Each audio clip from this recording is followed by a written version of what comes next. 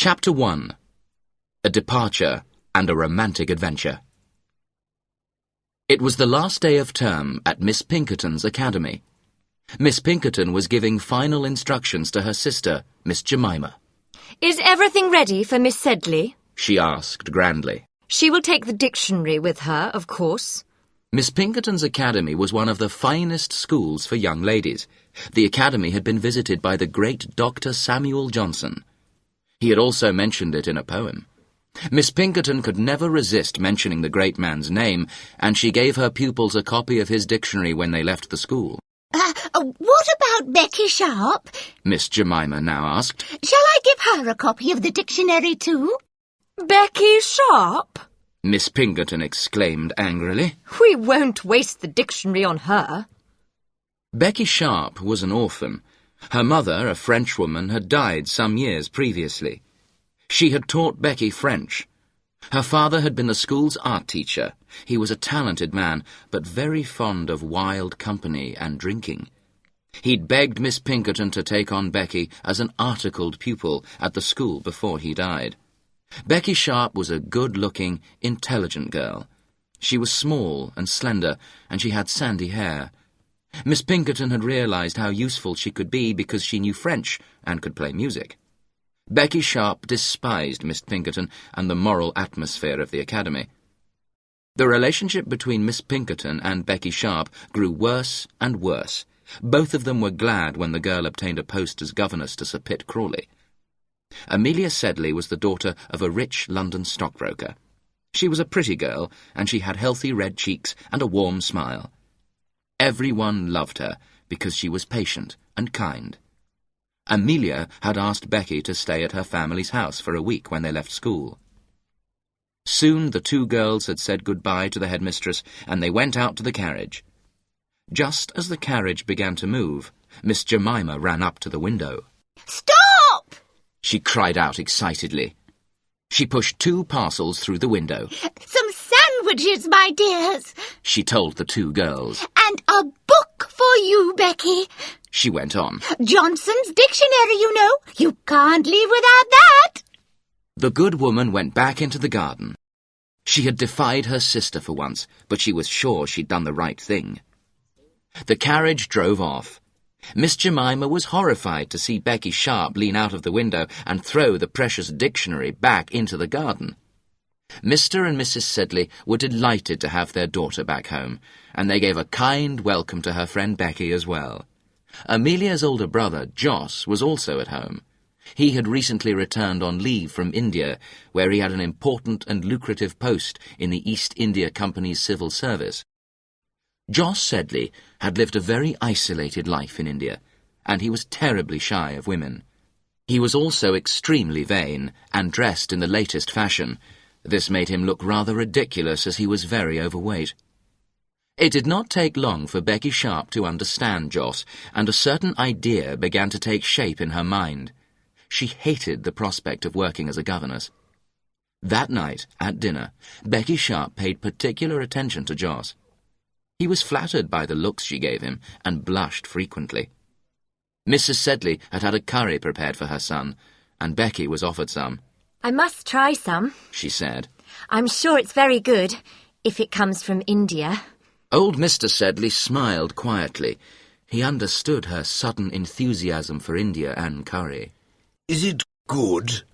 he asked her softly. "Excellent," Becky gasped. "Try a chili with it," Jos suggested. "A chili?" Becky said faintly. The word chili sounded so cool that she took a whole one. It was hotter than the curry. In a moment she was red in the face. She could hardly breathe. "Water!" she cried. "Water, for heaven's sake!" Mr. Sedley laughed aloud. Even Jos laughed. Becky was furious, but she took the joke in good spirits. Mr. Sedley took his son aside after dinner and gave him a little advice. "That girl's determined to marry you," he said. "Nonsense," Jos replied, but he was very flattered. Jos began to think about Becky more and more. Soon he was convinced that he was in love with her. His behaviour towards her became stranger and stranger as he struggled against his shyness. Becky thought he was in love. Perhaps he might ask her to marry him. The future looked bright for her. There were two other frequent visitors to the Sedley household during Becky Sharp's stay there. They were two young army officers, William Dobbin and George Osborn. One evening, all the young people decided to go to Vauxhall Gardens together. Amelia was very excited because she was in love with George Osborn. He was a good-looking young man, and he was Mr. Sedley's godson. William Dobbin and George had been to the same school, and they were close friends. Dobbin was not as good-looking as his friend. He was tall and very shy. George and Emilia had known each other since they were children. Their families expected them to marry. Becky was sure that Joss wanted to ask her to marry him. She walked by his side, giving him every encouragement she could. Joss himself was sure that he wanted to ask her to marry him, but he did not know how to approach the issue. At last the party decided to eat something at the restaurant in the Vauxhall Gardens. Joss ordered a magnificent meal and the best champagne. He ate and drank more than anyone else. Then he ordered a bowl of punch. It was the custom at Vauxhall to drink punch. It was the punch that was responsible for the whole of this story. If Joss Sedley had not ordered it and then drank most of it, he would have proposed to Becky Sharp, and that would have been the end of the story. As it was, the more he drank, the more cheerful he became. He began to sing, and this made people laugh. George Osborn was embarrassed. I think we should leave, he told the girls. They stood up to go. Stop, my dearest diddle, diddle, darling. Joss cried out to Becky. He seized hold of her waist. Becky could not free herself, and Joss held on to her tightly and resumed his song. Dobbin succeeded in freeing the unfortunate Becky. He took Joss back to his lodgings, and George Osborn took the girls back home. Becky and Emilia were sure that the moment had come for Joss to propose to Becky, after his behaviour the night before. Joss, meanwhile, woke with a terrible headache. He did not remember everything that had happened the night before, but he was terribly ashamed of himself. He did not have the courage to see Becky again. He wrote a note to Emilia saying that he was leaving London and asking her to apologise to Becky for his behaviour. It was the end of Becky's hopes of marriage. She knew now that she had to take up the post of governess with Sir Pitt Crawley and his family.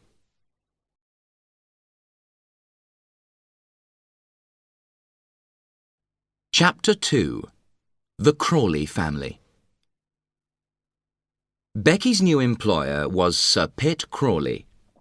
Sir Pitt Crawley had been married twice, and he had two grown-up sons from his first marriage, Pitt and Rawdon Crawley. After the death of his first wife, Sir Pitt had married again, this time choosing an ironmonger's daughter. They had two daughters. Sir Pitt had advertised for a governess to help in the education of these two children. Becky Sharp was young enough to have a romantic idea of what a baronet's establishment might be like. She was very shocked, therefore, to discover that Sir Pitt Crawley seemed hardly a gentleman at all. He was an elderly man who dressed badly and drank too much. He was also mean about money and preferred to spend his time eating and drinking with the butler rather than entertaining ladies and gentlemen. Sir Pitt Crawley's country residence, Queen's Crawley, was a large house, but it was in poor condition. Becky soon realised that the most important person in the house after Sir Pitt Crawley himself was the baronet's older son, Pitt. Unlike his father, he was rather a severe man with very strong religious opinions. It was clear that the father and son did not get along well. It was also clear that Sir Pitt's wife, the ironmonger's daughter, wielded no power in the house at all. Lady Crawley had been a lovely young girl before she married Sir Pitt Crawley. She'd given up a decent young man who loved her for the happiness of becoming Lady Crawley. Vanity Fair, indeed. Her beauty faded, and Sir Pitt became bored with her. The poor woman was despised by all. The only person who showed the slightest respect for her was the baronet's older son, Pitt. He behaved with a cold, formal correctness to her at all times. Sir Pitt Crawley's brother, Bute, was the local parson. He and his family lived in the village rectory. The relationship between the two brothers was not particularly good. They had quarrelled about money in the past, and they continued to plot against each other. Their plots centred around Sir Pitt's unmarried half-sister, Miss Crawley. Miss Crawley was a very rich, selfish old woman. She did not like Pitt Crawley because of his piety. She wanted to leave half of her money to Bute Crawley and the other half to Sir Pitt's second son, Rawdon. Becky rapidly decided on the most useful strategy to follow at Queen's Crawley. She wanted to keep everyone happy with least effort to herself. She won over the two daughters by letting them educate themselves rather than giving them difficult lessons to follow. Sir Pitt Crawley was involved in a large number of lawsuits with different people, and Becky soon learned all the details of these. She ordered his papers for him and helped prepare his accounts. She also helped him with the management of the estate, and was very useful in every way. With his older son, Pitt, Becky took a different approach. She listened to his religious opinions very seriously and encouraged his political ambitions as well. The wealthy Miss Crawley soon arrived at Queen's Crawley, where everyone made a great fuss of her. Becky wrote to Emilia, describing how Sir Pitt provided the finest food and wines for her, and how the family at the rectory also did their best to entertain the selfish old lady. Sir Pitt's younger son, Rawdon Crawley, also came to stay at Queen's Crawley to be near his aunt. Becky told Emilia that the young army officer was very good-looking and had even asked her to dance with him at a country ball. Miss Crawley knew perfectly well that her relatives were waiting for her to die so that they could inherit her fortune. She was a shallow, pleasure-loving woman, and she only had time for the dashing young army officer, Rawdon Crawley. She regarded Pitt Crawley as a bore and was frightened of his religion and morality. She thought Bute and his wife were dull as well. It was not long before Becky Sharp had become a favourite with the old lady. Becky amused her by imitating the guests who were invited to dine at Queen's Crawley. Miss Crawley insisted that the governess sit beside her and Rawdon at dinner. I don't care about birth and social position, she said to Becky. Look at my brother Pitt, or look at Bute at the parsonage. None of them have got your intelligence, my dear. They're not even the equals of my poor old companion Briggs. No, what I care for is wit and breeding, and you've got both. She even confided in Becky about her hopes for Rawdon. I admired Nelson because he didn't care what people thought. He ran away with a beautiful woman. I hope some great man runs away with you, my dear, she went on. I hope Rawdon runs away with a girl, she added dreamily. A rich one or a poor one? Becky asked. Oh, a rich one, of course, Miss Crawley replied with a smile. Poor Rawdon hasn't got any money except what I give him. Is he terribly clever? Becky asked. Clever? The old lady laughed. Rawdon hasn't got an idea in his head, but I want him to succeed. He's so delightfully wicked. Although Becky told Emilia in her letter that Rawdon had danced with her, she did not tell her friend everything about the young army officer's behaviour towards her. One evening, when Becky was playing the piano, Rawdon stood close to her, bending over the music. He had even written her a note while she was singing after dinner once, and hidden it in her music book. Becky picked up the note and dropped it into the fire. What's that, my dear? Miss Crawley asked sleepily. A false note, Becky replied with a little smile. Rawdon blushed furiously.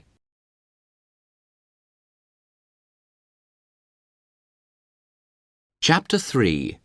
Young Lovers. We must now leave the good people enjoying themselves at Queen's Crawley and return to London to find out what is happening to Emilia. The ladies in Emilia's social circle agreed that she was very good-natured but dull. The Mrs. Osborns and Dobbins patronised the poor girl terribly, and Emilia was very shy in their company. What does George say? They asked each other in wonder. George Osborn himself became used to the idea that he was making an enormous sacrifice in marrying Emilia. He continued to visit the Sedley household, of course, but days went by when he ignored Emilia. She suffered, but she told no one about her suffering. Only George's friend Dobbin realized that the girl was unhappy. Meanwhile, great events were taking place in Europe. Napoleon's army was defeated by the Allies, and the Emperor was forced to abdicate and take up residence on the island of Elba. The financial markets of the world were disturbed. Mr. Sedley suffered heavy losses in his investments on the stock exchange. One day, George Osborn visited Emilia and invited her to dine with his family at Russell Square that evening. Emilia was delighted and accepted happily. Emilia arrived early at the house and was talking with George's sisters when Mr. Osborn came home. Mr. Osborn seemed surprised to see her there. George is home today, Papa. One of the sisters explained. He'll be coming in to dinner soon. Will he indeed? Mr. Osborn said crossly. He'd better come in on time. I won't hold dinner for him. Mr. Osborn sat down gloomily. When the clock struck the usual time for dinner, he rang for the butler. Dinner! He ordered angrily. Mr. George isn't in yet. The man replied. Damn Mr. George, sir! I'm the master here. Mr. Osborn commented angrily. Dinner, I say! The ladies looked at each other in fright. Dinner was a silent affair. Mr. Osborn said nothing, and no one else knew how to make conversation. George arrived halfway through the meal and did not seem to notice his father's bad humour.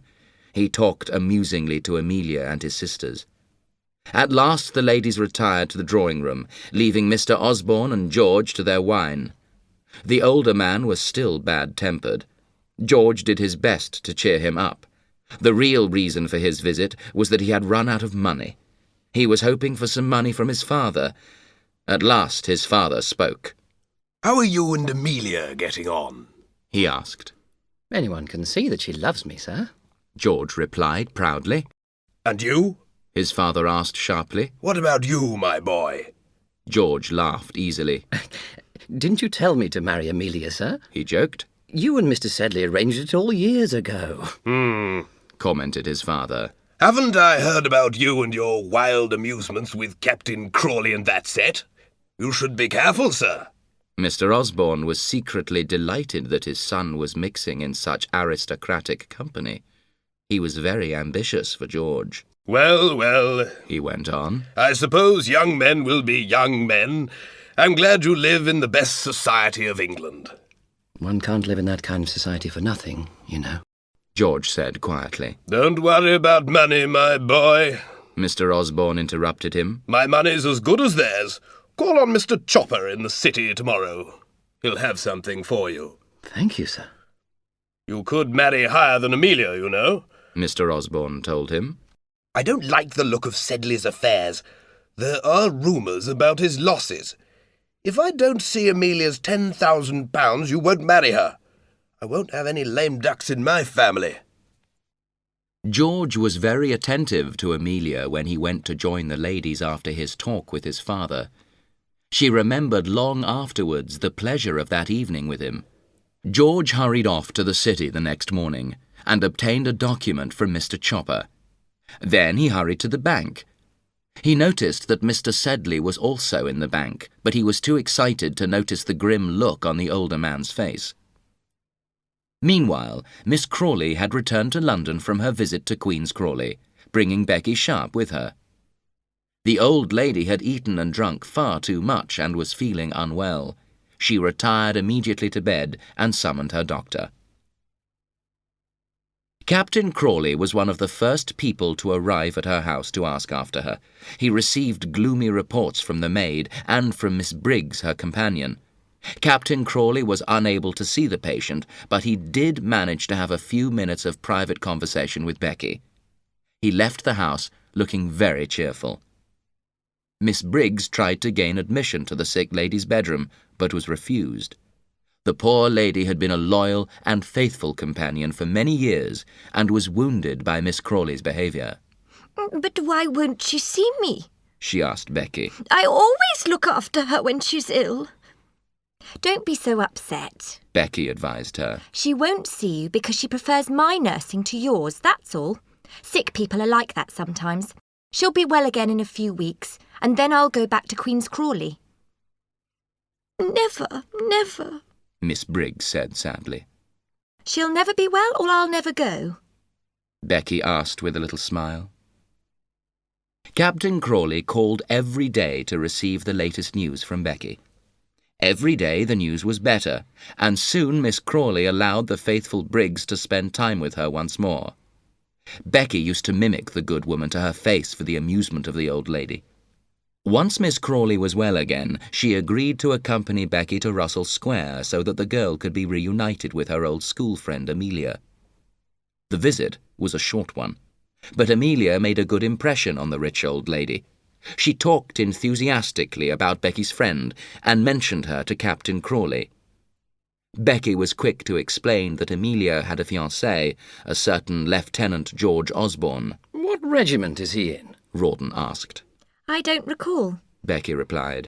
but his captain's name is Dobbin. I know Dobbin, Rawdon told her. and I know Osborn too, now that I think of it. Osborn's a fool, He commented happily. He wants to be seen in the company of a lord. He pays for their dinners and they invite the guests. Pretty guests? Becky suggested with a smile. Quite right, Miss Sharp. Rawdon laughed. Very pretty guests indeed. Oh, don't be so naughty, Rawdon. The old lady laughed excitedly. Her nephew's cynicism delighted her enormously. Why don't we have him here? Rawdon suggested. Lieutenant Osborn and Emilia were invited for dinner at Miss Crawley's house. The meeting between Becky and George Osborn was not an easy one. Becky suspected that it was George who had discouraged Jos Sedley from proposing to her after the dinner at Vauxhall Gardens. She greeted him very coolly. For his part, Osborn thought her vain and ambitious. Emilia saw immediately that there was a friendship between Becky and Rawdon. Before leaving the house, she went up to her friend. I see it all, She said quietly. Becky kissed her. One day, Sir Pitt Crawley came to London. His wife had just died, and the baronet was desperate to have Becky back at the house. You must come, He told her. I'll come as soon as I can. Becky replied. Everything's in a mess without you. Sir Pitt complained. Dear Becky, do come. Becky looked at him closely. Come as what? She asked quietly. Come as Lady Crawley if you like. The old man cried impatiently. Come back and be my wife. There.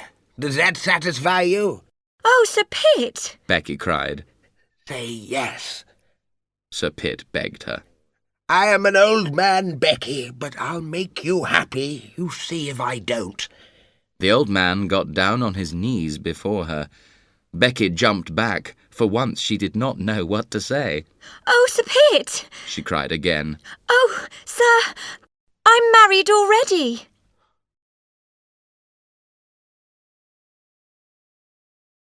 Chapter 4. A Family Bankruptcy. Miss Briggs happened to be passing the room where the interview between Becky and Sir Pitt was taking place. She heard both his offer of marriage and Becky's refusal of it. She did not stay long enough, however, to hear the reason for the refusal, that Becky was already married. Miss Briggs carried the exciting news to Miss Crawley. Miss Crawley was impressed that Becky had refused the baronet and secretly relieved. She talked the matter over with Briggs, and the two women agreed that Becky must be in love with someone else. Find out who it is, Miss Crawley ordered her companion. Becky admitted to Miss Briggs that she was in love with someone else, but she refused to tell Briggs who the man was. She did not tell Miss Crawley either when the old lady interrogated her. You will know soon enough, my dear, She said. That evening, when she was alone in her bedroom, she wrote a letter. Dear friend, half of our secret is known, and I'm sure that the time has come to tell everything. It's risky, I know, but I'm sure we'll win in the end. Miss Crawley is very sympathetic and generous. I think everything will be all right. She addressed the letter to Miss Elizabeth Styles. The reader will not perhaps be surprised that Miss Elizabeth Styles, who wore a military uniform, was none other than Captain Rawdon Crawley. The next morning, Becky's bedroom was empty. She had left a note for Briggs explaining the mystery of her marriage and asking her to break the news to Miss Crawley. It was bad luck for Becky that Mrs. Bute Crawley arrived at the house that morning. Briggs told her the whole story, and they went to Miss Crawley together. The old lady was horrified at the news and had another attack of illness.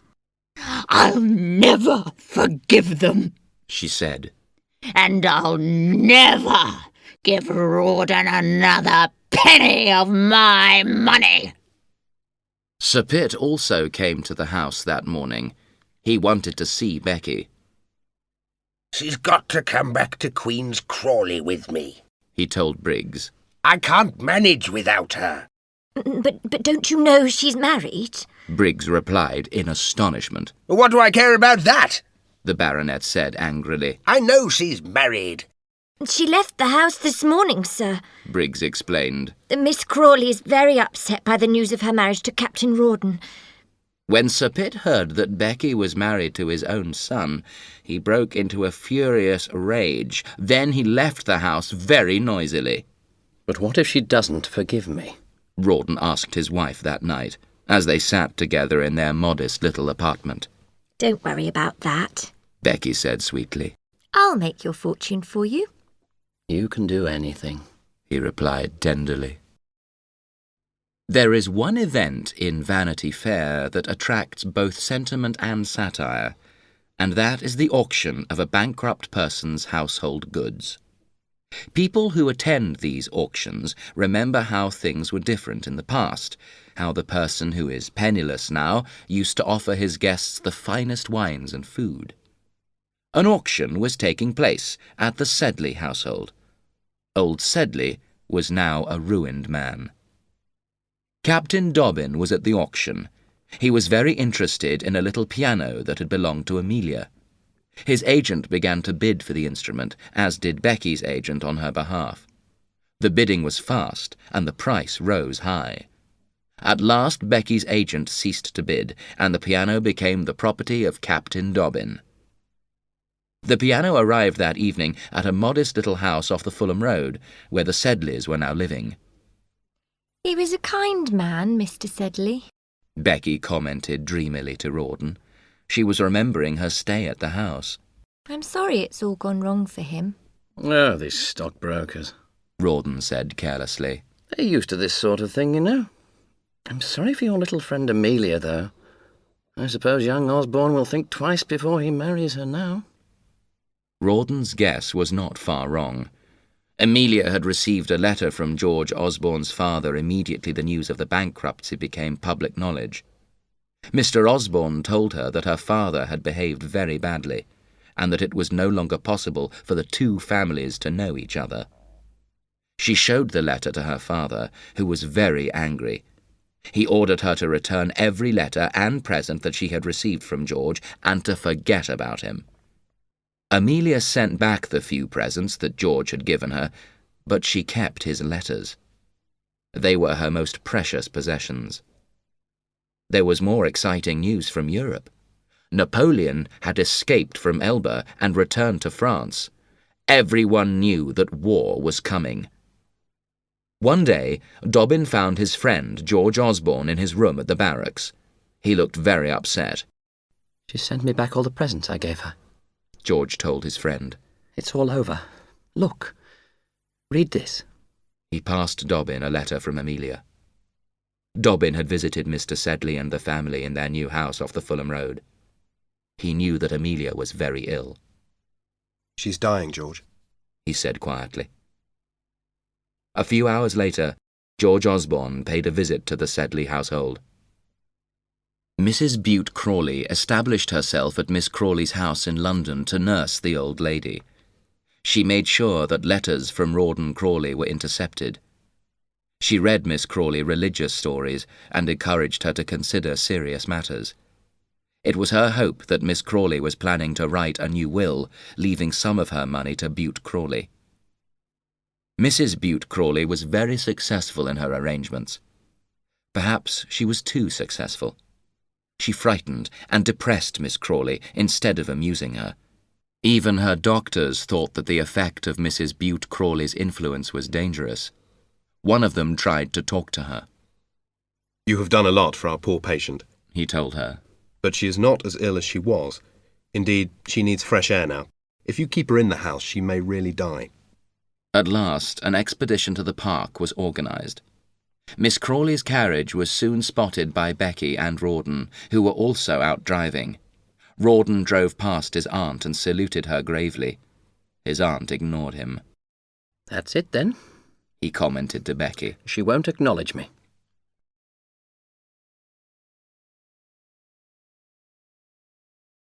Chapter 5. A Wedding and a Disinheritance. Captain Dobbin now found himself in a very painful and difficult position. He could see that George was less and less keen to marry Emilia, and he realised that he himself was falling in love with her. She will die if George does not marry her, he thought. He determined to make sure that the wedding went ahead. George and his father, meanwhile, had quarrelled bitterly. Mr. Osborn wanted his son to marry a rich girl. George, however, who had been influenced by Dobbin's account of Emilia's sufferings, promised to be true to his word. "I'll have no beggars in my family, sir," his father roared. "Marry Emilia and you leave this house forever. You leave it a penniless man, I tell you." I've done it, Dobbin, George told his friend afterwards. Done what? Dobbin asked. I've told my father. George informed him. I'll marry her tomorrow. I love her more and more each day. One morning, a quiet wedding took place in London. Emilia was the bride and George the bridegroom. The best man was the faithful Dobbin. Jos Sedley was also in attendance, as was Mrs. Sedley. Mr. Sedley did not attend the ceremony. George and Emilia went to Brighton for their honeymoon. They were accompanied by Jos Sedley. Here they met up with Captain Crawley and his wife. Jos was now wearing military-style clothing in honour of the coming war, and George and Captain Crawley teased him about it. The two couples spent most of their time together. The gentlemen had their own amusements after dinner. They usually played billiards or cards, and this allowed Captain Crawley to acquire some much-needed ready money. One day, Dobbin came down to Brighton to see his friends. He greeted them in a friendly way, but his face was serious. What's the news? George asked eagerly. What does my father say? I'll tell you everything later. Dobbin said quietly. The really important thing is... Come on, tell us, George cried excitedly. The campaign's started. We're going to Belgium, old boy. O'Dowd's in command. We leave next week. It was true that Dobbin had been to see Mr. Osborn to break the news of his son's marriage to Emilia. The interview had not been a success. Mr. Osborn was furious at his son's disobedience and furious with poor Dobbin as well for having encouraged the match. When he returned home that evening, Mr. Osborn sat for many hours in his study. He adored his son, but he was a very proud man, and George's marriage had disappointed him bitterly. Mr. Osborn took down the family Bible, where the names of all his children were inscribed. He eliminated George's name. Then he wrote a letter to the bank, instructing the cashier not to pay further funds to his son. Another visitor who was staying at Brighton was Miss Crawley. Becky made Rawdon write the old lady a note. Then Becky took the note to Briggs and begged her to deliver it. Miss Crawley laughed when she read it. Don't you see? She cried. Rawdon never wrote a word of it. His letters are always about money, and they're full of spelling mistakes and bad grammar. It's that little governess of his who told him what to say. In her heart she felt sad and bitter. She knew that everyone wanted her dead. They wanted her money. You may tell Captain Crawley, she informed Briggs, that he can call on my lawyer in London There will be something for him there. Rawdon and Becky were delighted at the news from Miss Crawley. They hurried as fast as they could to London. Rawdon then made his way to the lawyer's office. He looked gloomy when he joined Becky. "It's a rotten trick, Becky," he told her. "The old lady's only given me £20. The joke was too good for Becky to resist. She looked at Rawdon's serious face and burst out laughing.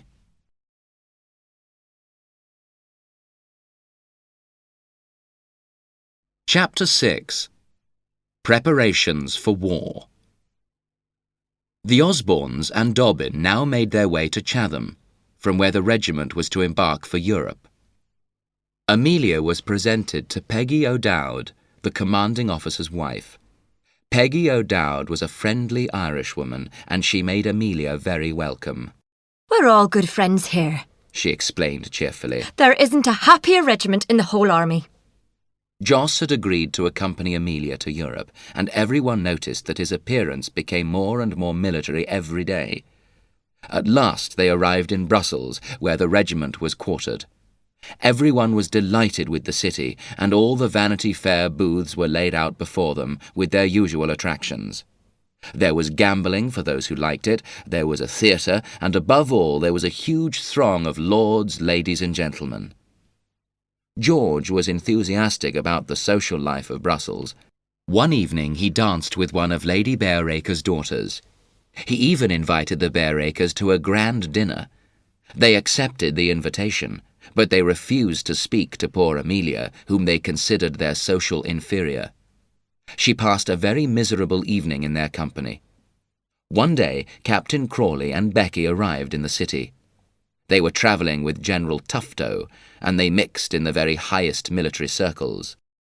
George was quite proud to know the Crawleys and to be seen around the city with them. Becky was in the very best of humours. She teased poor Joss about their old romance, and she flirted with George. Emilia was uncomfortable in her presence. She felt that Becky's influence on her husband was not a good one. Dobbin was more forthright still. "What a humbug that woman is," he commented to George. A grand ball was planned, and everyone was desperate to have a ticket to the social event of the year. Joss and Mrs. O'Dowd were unlucky, but the Bareacres obtained tickets for Captain Osborn and his wife. Dobbin was given a ticket by a general he knew. George bought new clothes for Emilia and drove her to the ball. She did not know anyone there, and sat by herself while her husband went off to look for his friends. Emilia was unhappy, and the only person who came to talk to her was honest Dobbin. Becky, meanwhile, had made a splendid entrance. She immediately joined the most select group of people at the ball, and was soon the centre of attention with the men there. She spoke French perfectly, and everyone wanted to dance with her. Then she spotted Emilia, and came over to join her on the bench. She criticised her clothes, commented happily on the ball, and then gave her friend a lot of advice that humiliated poor Emilia even more. When George saw that Becky had joined his wife, he too hurried over to the bench. He asked Becky to dance, and she agreed. They danced together 2 or 3 times. Emilia was very unhappy. Tears came into her eyes. Then George ran back to collect Becky's shawl and flowers. Becky was leaving the ball. George carried her bouquet to her, but when he gave it to her she saw that there was a note lying among the flowers. Becky had received many such notes in her life. She smiled at George and turned towards her husband. Emilia was watching the scene between George and Becky. She turned very pale. "William," she said quietly, "I don't feel very well. Please take me home." Dobbin escorted her away from the ball. George, meanwhile, was in a very elated mood.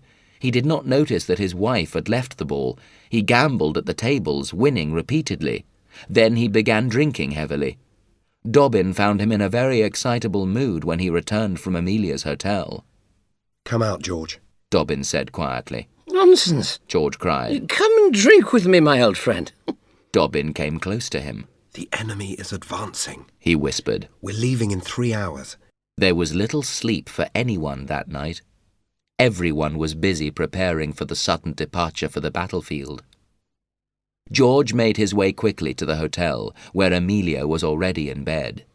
He thought about the short weeks of his marriage, and blushed with shame when he thought about the note he had given to Becky Sharp. What will happen to Emilia if I die? He asked himself.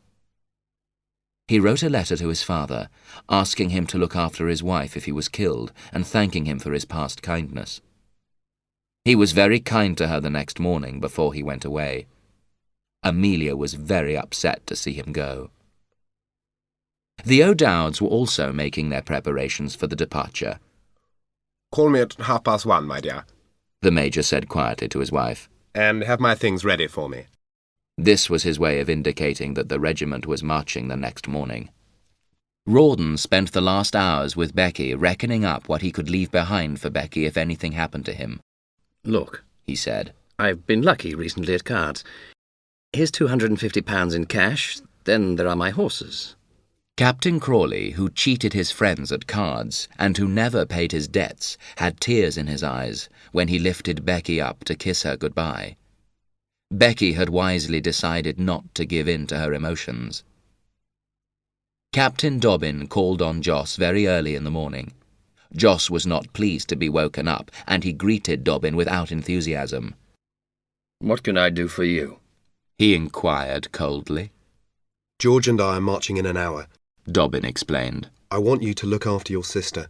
If something happens to the army, take her back to England. You're the only person she's got.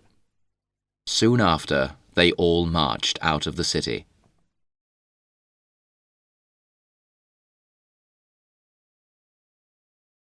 Chapter 7. The Battle of Waterloo. There was great excitement in Brussels after the British army had marched out to meet Napoleon's troops.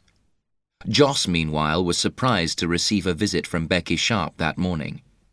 He'd not been invited to any of the grand social events in which she had played such a brilliant part, and he was offended at her neglect.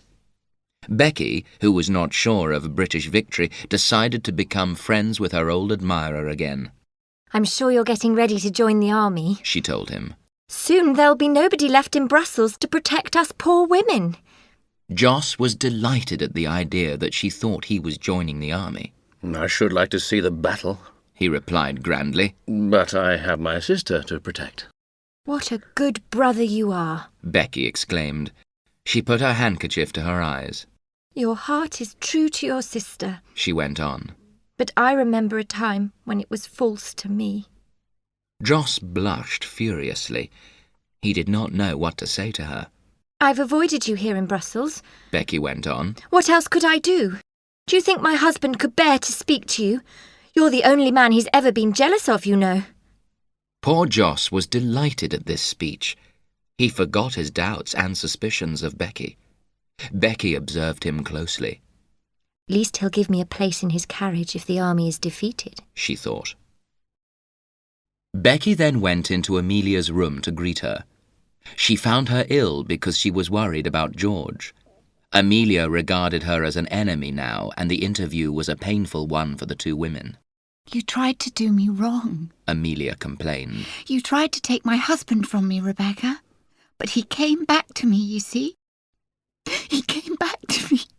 She burst into tears. Becky left Emilia's room. For once she was silent. Her friend's tears had moved her. She happened to encounter Mrs. Peggy O'Dowd in the street outside, and she told her that Emilia was very upset. The good lady hurried to the house. Brussels was full of rumours about the great battle. Joss grew increasingly nervous. He was not a brave man, and what he heard from his servants frightened him. He began to think about leaving the city. He told Emilia that he thought it was best to prepare to leave, but she refused to listen to him. That night, Joss's fears increased to panic. Some Belgian soldiers had retreated into the city, and one of these took refuge with the maid in Joss's house. The young soldier was tired and hungry, and he told terrible stories about the defeat of the British army. The Duke of Wellington is a prisoner, He said. and the whole army is in flight. Napoleon has won. Joss had come into the kitchen to hear the soldier's account, and he was now wild with terror.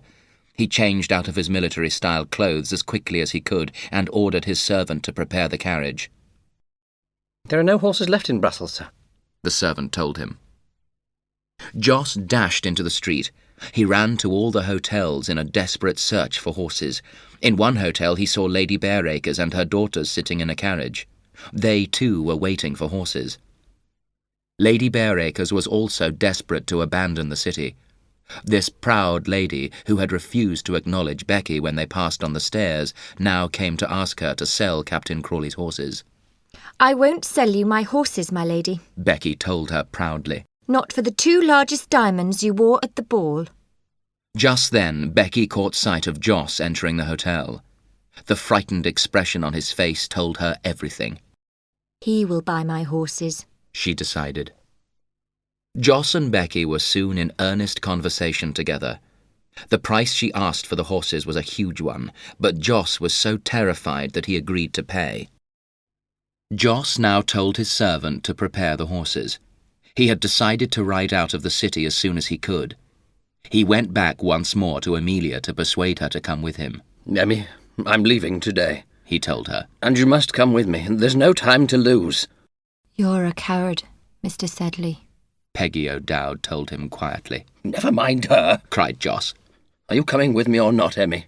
Emilia was too ill to move. Without my husband, Joss. Emilia replied. Joss saw that it was useless. "Goodbye, then," he said in a rage, and left the room. A few minutes later, the 2 ladies saw him riding awkwardly down the street on one of Becky's horses, followed by his servant on the other. The noise of the great battle could be heard throughout the city all that day. At last the guns grew silent. The English had their victory. Darkness fell. Emilia was praying for her husband, who was lying on his face, dead, with a bullet through his heart.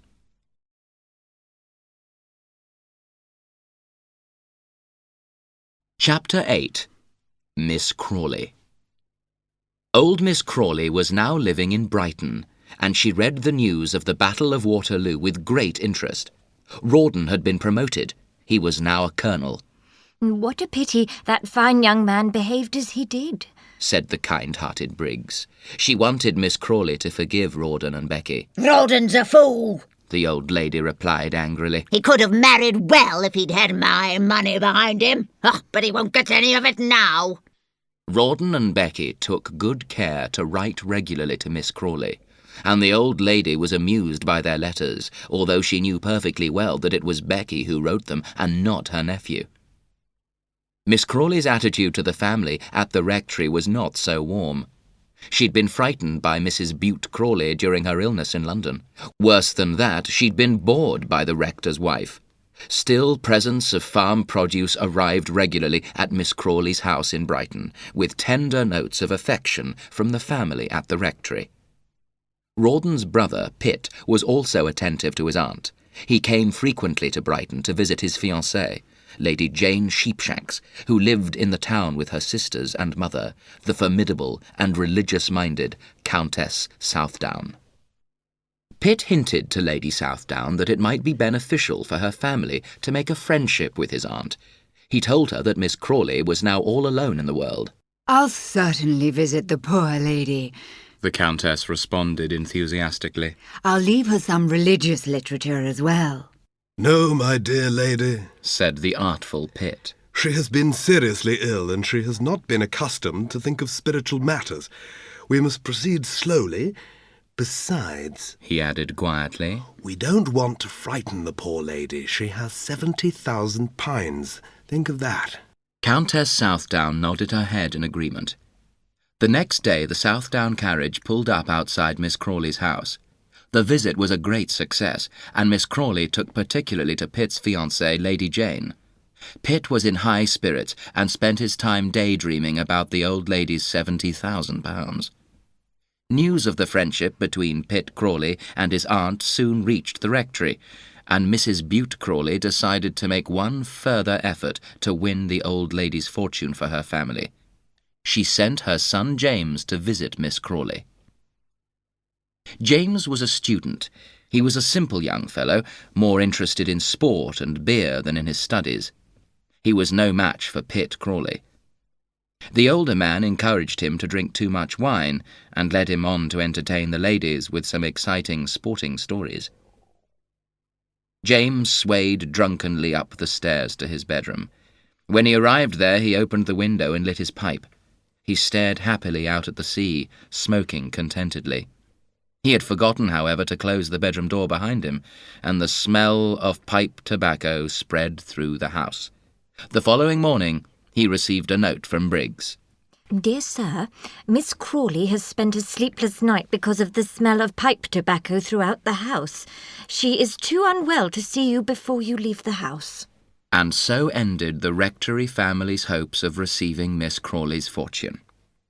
Rawdon and Becky, meanwhile, were enjoying themselves in Paris, where they had enough money to live in luxury thanks to the huge price Joss had paid for the horses. Becky gave birth to a son during their stay in Paris. Miss Crawley was furious at the news and immediately ordered Pitt and Lady Jane to marry.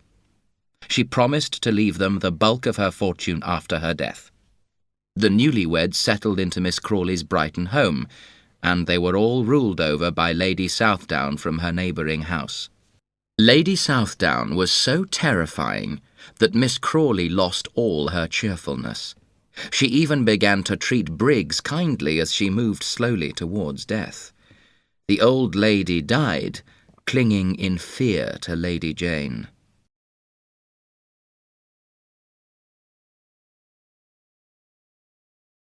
Chapter 9. Life on Nothing a Year. News was continually arriving in England of the terrible casualties of the Battle of Waterloo. The Osborn family learned of George's death. Old Mr. Osborn was grief-stricken, but he carried on his business as usual. He never mentioned George's name to anyone. One day, Dobbin's father, Sir William Dobbin, called at Mr. Osborn's house. "My son has sent me a letter for you," he explained. Mr. Osborn looked at the letter, and his heart began to beat quickly. The writing was his son's. It was the letter George had written before leaving Emilia in Brussels. Mr. Osborn suffered greatly in this period. He travelled to Belgium to visit the site of the historic battlefield, and he saw George's burial place. One evening, as he was coming back into Brussels, Mr. Osborn saw a carriage driving towards him. An officer was riding by the side of it. Mr. Osborn was surprised to see that one of the occupants of the carriage was his son's widow, Emilia, and that the officer on horseback was his son's friend, Dobbin. Emilia was pale and withdrawn, and did not notice her father-in-law. He, however, gazed at her in fury and hatred. A few minutes later, Dobbin rode up to Mr. Osborn's carriage. He held out his hand, but Mr. Osborn refused to take it. I have a message for you. I am the executor of George's will, and am therefore responsible for his widow's welfare. Are you aware how little money he left her? Dobbin explained that Emilia was expecting a child. He tried to persuade Mr. Osborn that the time for hatred and bitterness was gone, and that Emilia needed his support. I have promised to have nothing to do with that woman, sir, Mr. Osborn commented angrily. I shall not change my mind. Months now passed, and Emilia gave birth to a son. The loyal Major Dobbin was constantly in attendance upon her, and brought her back to her parents' house in England. He became the baby's godfather. The poor girl was so depressed by the death of George that she did not seem to notice the Major's kindness to her. Dobbin, however, never dared to mention his love to her. He knew that Emilia was loyal to her husband's memory. One day, the Major came to Emilia's house, looking particularly serious. I'm going away, he told her. I shall be gone a long time. You'll write to me, won't you, my dear? I'll write to you about little Georgie. Emilia replied with a smile. How kind you've been to us, dear William. 3 or 4 years after their triumphant stay in Paris, Rawdon Crawley and Becky were living in a fine little house in Curzon Street, Mayfair. They entertained their friends splendidly, yet there were few of their friends who did not sometimes wonder how Colonel Crawley managed to live so well. He did not seem to have any income at all. There are many people in Vanity Fair who succeed very well on nothing a year, The Colonel, for example, was an excellent card player and excelled at billiards and other games of chance. He spent many evenings playing against his friends, and his winnings provided him and Becky with the small amounts of cash they required. For the rest, the couple lived on credit, as many others in Vanity Fair are obliged to do. The house in Curzon Street belonged to Mr. Raggles, who had previously been Miss Crawley's butler. After leaving Miss Crawley's service, Mr. Raggles and his wife had bought a shop selling foodstuffs. They worked hard and saved their money carefully. After many years, Mr. Raggles was able to buy the little house in Curzon Street. He intended to rent out the property, and was delighted to have a member of the Crawley family as his tenant. The young couple also ordered their food from Raggles' shop. One of Becky's first plans when they settled in London was to establish good relations with Rawdon's brother, Pitt. He had inherited most of Miss Crawley's fortune. Although Rawdon and Becky had their house in Mayfair and gave select little parties there, society ladies did not want anything to do with Becky. They had heard too many unpleasant stories about her from people like Lady Bareacres. Most of the visitors to Curzon Street were gentlemen. Becky found this position humiliating, and she determined to do something about it. One of the regular visitors to the Crawley household was Lord Steyne, a great and powerful nobleman who occupied a very strong position in London society. Lord Steyne was one of Becky's greatest admirers. Becky thought that Lord Steyne could introduce her to London society. This was not a happy time for Rawdon himself. He knew that people came to the house to see his brilliant and charming wife, and that they found him a bore. He preferred to spend his time with his little son, Rawdon. He went for long walks with the boy, and he took him to see his old friends at the barracks.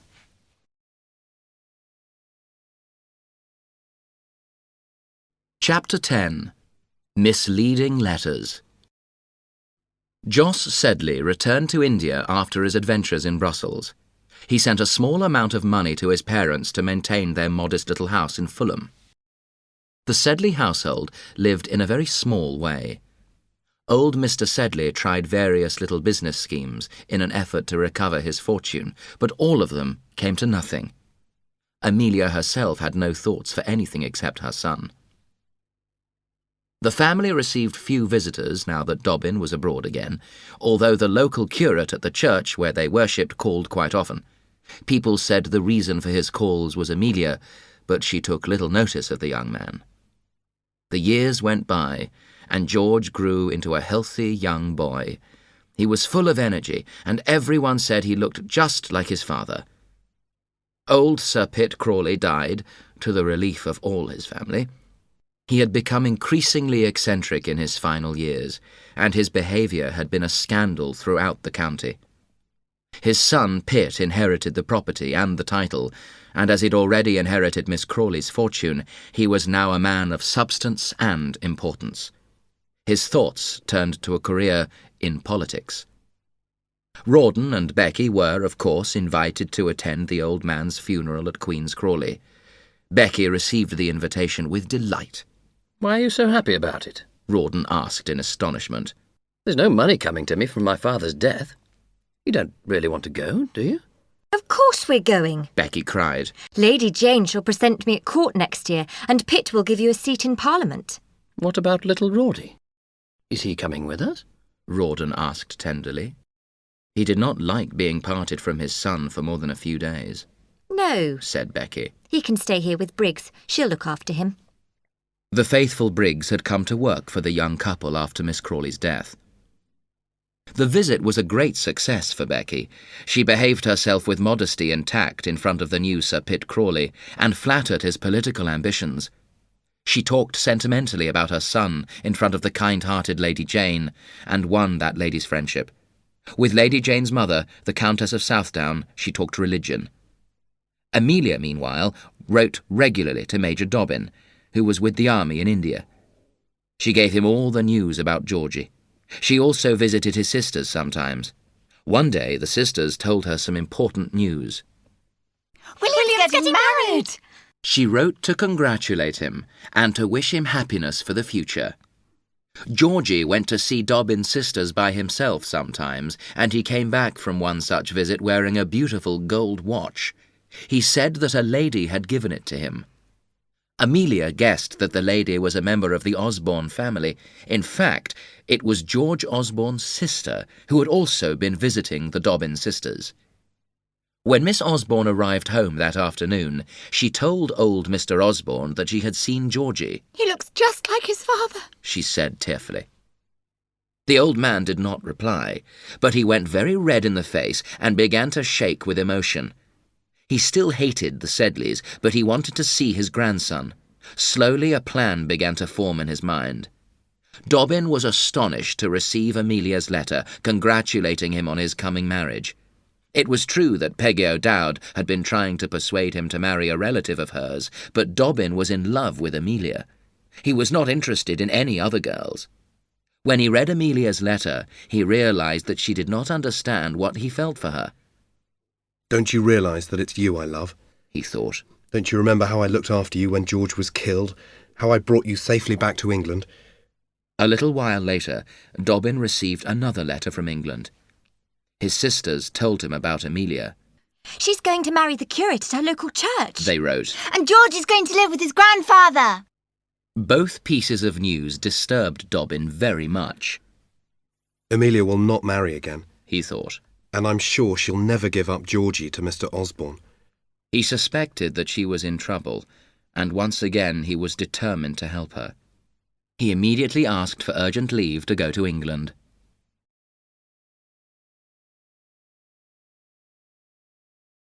Chapter 11.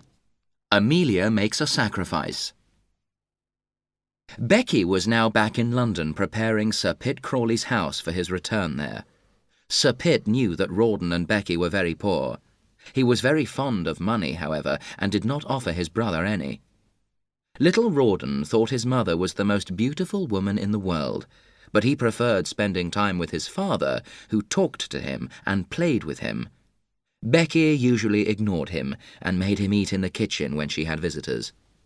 One evening, the boy was in bed when he heard his mother singing. Becky had a fine voice, and the little boy crept downstairs to listen. He opened the door of the drawing-room so that he could hear better. Lord Steyne was in the room with his mother, and he saw the boy. Becky rushed out of the drawing-room and smacked Rawdon very hard. The boy ran away to the kitchen. I'm not crying because she hit me, he told the servants. but why can't I listen when she sings? She sings for that man, but she never sings for me.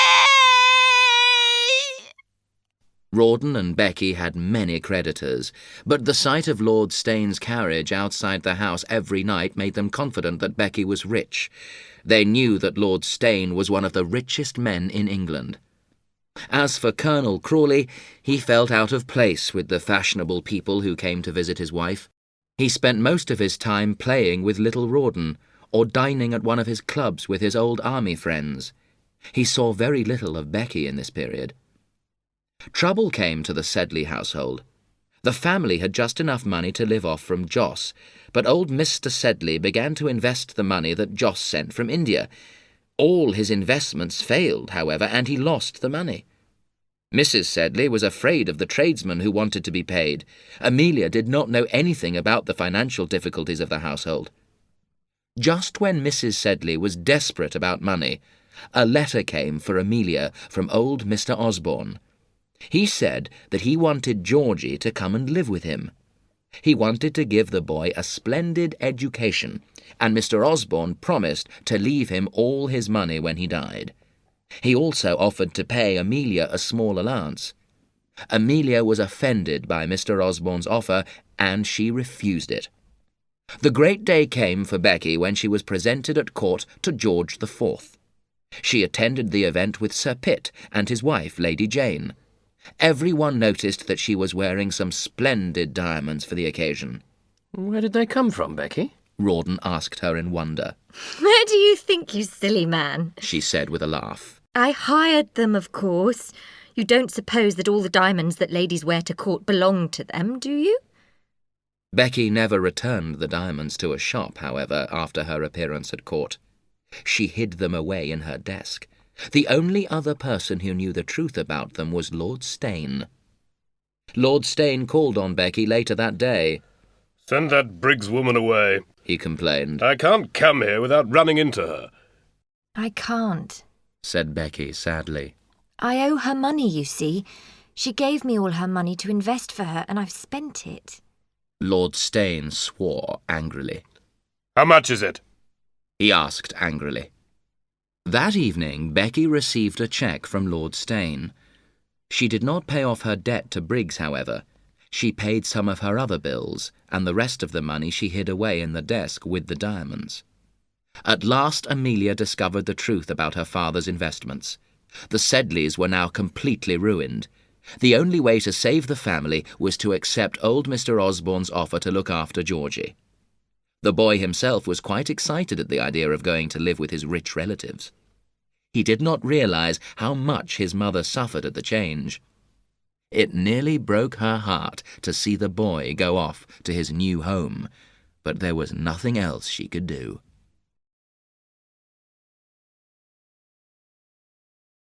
Chapter 12. Imprisonment and Violence. Little Rawdon had been sent off to an expensive school paid for by his lordship, and Briggs had been found another job. Lord Steyne often passed the evening with Becky and Rawdon at their house. One night, Becky and Rawdon went to a party at Lord Steyne's house. Rawdon stayed behind after his wife left to smoke a cigar with Lord Steyne's assistant, Wenham.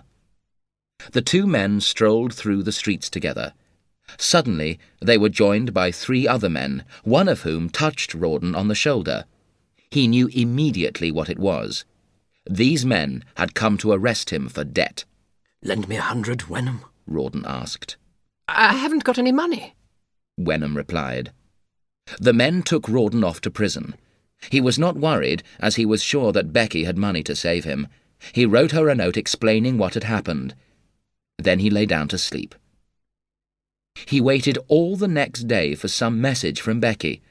At last, a letter arrived in the evening. Becky said she was ill in bed, but that Lord Steyne had some money to send him. Rawdon blushed as he read his wife's letter. He remembered that he had been walking with Lord Steyne's assistant when the men arrested him. Had there been a plot to get him out of the way? He wrote to Sir Pitt Crawley now, and in an hour Lady Jane arrived with the money that he needed. Rawdon was ashamed. He realized that Lady Jane was kind, and he wanted to change his life. Rawdon hurried home. He was surprised to see that the drawing-room was lit up, when Becky had told him she was ill. He entered the house quietly and approached the drawing-room door. He could hear Becky singing. When he opened the door, he saw that there were only 2 people in the room, Becky and Lord Steyne. He saw that Becky was wearing the splendid diamonds that were supposed to have been hired and returned. Becky looked up in horror as she saw her husband. I'm innocent, Rawdon, she cried. You must believe me, I'm innocent. Lord Steyne, meanwhile, thought that Rawdon and Becky had planned to trap him. He was furious. "Innocent, you?" he shouted at Becky. "I've given you thousands of pounds that you and this man have spent together. Don't try to fool me." Rawdon hit Lord Steyne, who fell to the floor. Then he made Becky remove all of her jewellery, and he hurled it at the frightened nobleman. One of the pieces struck Lord Steyne on the forehead. It left a scar that he carried for the rest of his life. Now Rawdon made Becky open her desk. He saw that there was a lot of money inside, including the cheque from Lord Steyne. "I'll send this back to him in the morning," he told her grimly.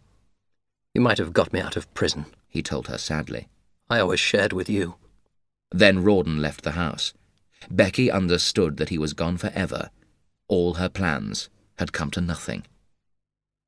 Rawdon was determined to fight a duel with Lord Steyne. First, he went to see Sir Pitt to ask him to look after his son if anything happened to him. Then he went to his club to ask one of his officer friends to arrange the duel. Later that day, Becky came to see Sir Pitt Crawley. Sir Pitt had seen something in that morning's newspaper that he wanted to discuss with her. There was an article saying that Colonel Rawdon Crawley was expected to be appointed Governor of Coventry Island. It's true, Becky told him. Lord Steyne organised it for him. Don't you see, Pitt? Everything I did was for Rawdon. I'm innocent. Lady Jane was not happy to see Becky. She asked her to leave the house. Rawdon's army friend had also seen the newspaper article, and he showed it to Rawdon. Wenham walked into the club. "You're making a terrible mistake, Crawley," Wenham said. "It was only by chance that your wife and Lord Steyne were alone in the house that evening. My wife and I had also been invited, but we couldn't come because Mrs. Wenham had a headache." Rawdon did not believe Wenham's story, but he saw that he could not fight Lord Steyne now in the light of Wenham's evidence. He thought very carefully about what he should do. In the end, he decided to accept the governorship of Coventry Island. He wrote very regularly to little Rawdon from there, but he never contacted his wife again. Little Rawdon spent his school holidays with Sir Pitt and Lady Jane. Becky herself was now ruined. Her servants and creditors all demanded to be paid, and Mr. Raggles took his house back. He was ruined as well. Thus Vanity Fair makes other people pay for its pleasures. Becky fled the country.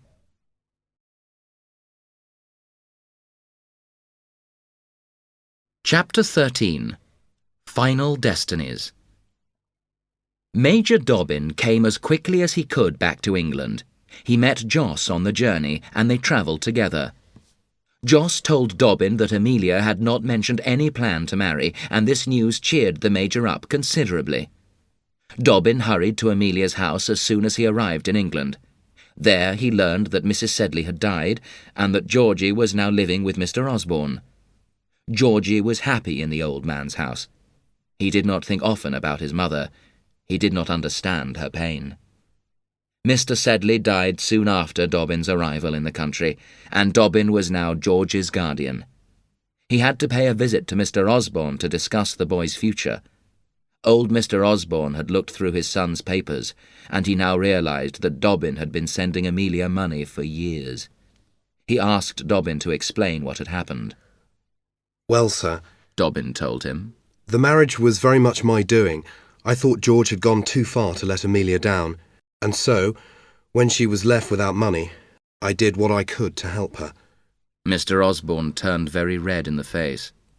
"You did me a great injury," he said. "but you're an honest man, sir. Let me shake your hand."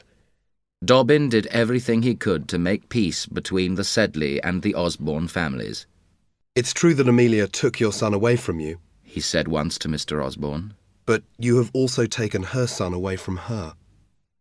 Finally, Mr. Osborn's hatred for the Sedleys began to fade away. He made a new will, leaving some money to Emilia as well as Georgie. He never met Emilia again, however, because he died suddenly after a heart attack. Dobbin, meanwhile, had told Emilia that he loved her, but all she offered him was her friendship and gratitude. Joss, Emilia, Dobbin, and Georgie now went on a tour of Europe together. They stopped at a large town in Germany, and Joss went off to play roulette. He was very surprised to be greeted by the woman sitting next to him. "Mrs. Crawley," he gasped in astonishment. Call me Becky. She replied softly. You always used to. Becky now used all her charm on the gullible Joss. She told him that she was very poor now, and that she had enemies who made her life miserable. Joss told Dobbin that he had met Becky. "Her again," Dobbin exclaimed. "She causes trouble everywhere." Emilia did not want to see Becky at first, but at last Joss persuaded her. He told her that Becky was very unhappy. The meeting went well, and Joss and Emilia invited Becky to come and stay in their hotel. For once, Dobbin was angry with Emilia. "Don't let her come," he advised her. "She wasn't always your friend, Emilia." Emilia was suddenly very angry with Dobbin. She remembered how unhappy she had been when her husband had abandoned her at the ball to dance with Becky. "That was very cruel of you," she cried. The next day, Dobbin apologised for his remark. He said that he had heard bad things about Becky. Emilia did not forgive him. "I've loved you for many years," he told her bitterly. "Now I see that you are not worth the devotion I've spent on you. You can cherish memories, but you cannot love as I do. It's not your fault, but I've decided. I'm going away. I shan't ever come back. Becky overheard the argument between Emilia and Dobbin.